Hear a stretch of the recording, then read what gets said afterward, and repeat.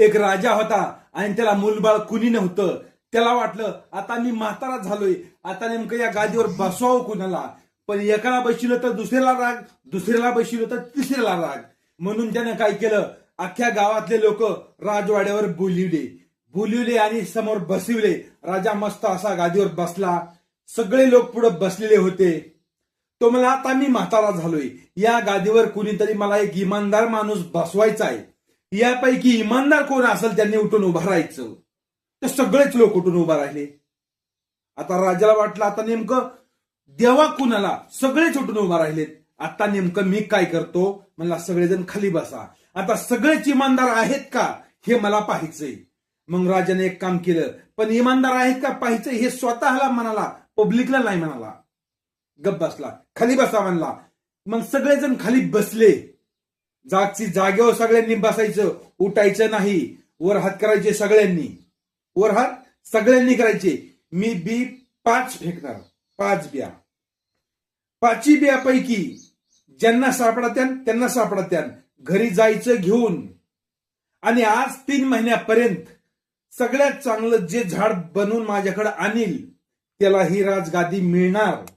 म्हणून राजाने 5 बिया फेकल्या. लोक असे हात करून बसले होते. 5 जणांच्या हातावर बिया पडल्या, बाकीच्यावर नाही पडल्या. बाकीच्याली म्हणला तुम्ही आता बिनधास्त जाऊ शकता. फक्त राहिले तिथे 5 जण ज्यांना बिया सापडल्या ते. त्यांना असं सांगितलं, जो सगळ्यात चांगलं रोपटं बनवून माझ्याकडे आणीन त्याला ही गादी मिळाली. मग हे 5 जण घरी गेले. 5 जणांनी 5 कुंड्या घेतल्या आणि कुंड्यात बी टाकलं. रोज पाणी द्यायचे, रोज त्याला खत घालायचे. मस्त जास्त उन्हात सुद्धा नेत नसत. कशामुळं, हे उगवायचे नाही, काही व्हायचं नाही, ह्याला त्रास होईल. त्यातल्या 4घांनी मस्त एका तरातराचे झाड आणले. पण 1 जणानं काय केलं, रोज पाणी दिलं पण त्याचं बीच उगवलं नाही. तो पहिल्यापासूनच इमानदार होता.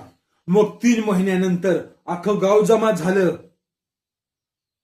हे आता राजगादी कुणला मिळती पाहण्यासाठी. त्यातून 4 जण मस्तपैकी गुलजार झाडं कुंडीत घेऊन आले आणि 1 जण रिकामी कुंडी घेऊन आला. हे हे हे हे त्याच्याकडे बघून लोक हसायला लागले. म्हणले हे बघा, हे अकलीचा कांदा, याला काही अक्कल नाही ना, काही नाही. राजानं काय सांगितलं, झाड मस्त बनवून आणा. यानं रोजच पाणी दिलं वाटतं, तेव्हा बी कुजून गेलं आणि उगवलंच नाही ना, आता घेऊन आला. या हसायला लागले लोक त्याच्याकडे पाहून. आणि हे 4 जण मस्त गुलजार झाडं घेऊन आले. ती पब्लिक म्हणायची याचं चांगलं दिसतंय रे, नाही याचं दिसतंय, मला वाटतं याचं दिसल, मला वाटतं त्याचं दिसल, मला वाटतं याच राजाला पसंत येईल, त्याच राजाला पसंत येईल. ही पब्लिक मध्ये चर्चा. असं करीत करीत राजा आला, मस्त सिंहासनावर बसला. या म्हणला तुम्ही 5 जण स्टेजवर आले. 5 जण स्टेजवर. राजाने मस्त झाडं बघितले आणि म्हणाला, त्यातून 4घांना म्हणाला, ज्यांनी झाडं उगून आणले होते, तुम्ही लबाड आहेत. सारी पब्लिक हैराण झाली. लबाड आहेत म्हणजे, आम्ही तर चांगले झाडं उगविलेत की. म्हणला हे बी दिलते ना, हे भाजून दिलते, भाजून. हे मी बी भाजून दिलते, उवायसारख्या लायकीचे ठेवले नव्हते. आणि हा मुलगा रिकामी कुंडी घेऊन आलाय ना, हा इमानदार आहे. ह्याने तेच बियाला पाणी घालीत राहिला, उगवलं नाही. आणि तुमचे पण बी मी भाजूनच दिले होते. तुम्ही दुसरे बी लावलेत आणि मला दाखवाय झाड आणले. चला निघा तुम्ही इथले, तुम्ही लबाड आहेत. ज्याचं झाड उगवलं नव्हतं त्याला इमानदार म्हणून घोषित केलं आणि त्याला राजगादी दिली.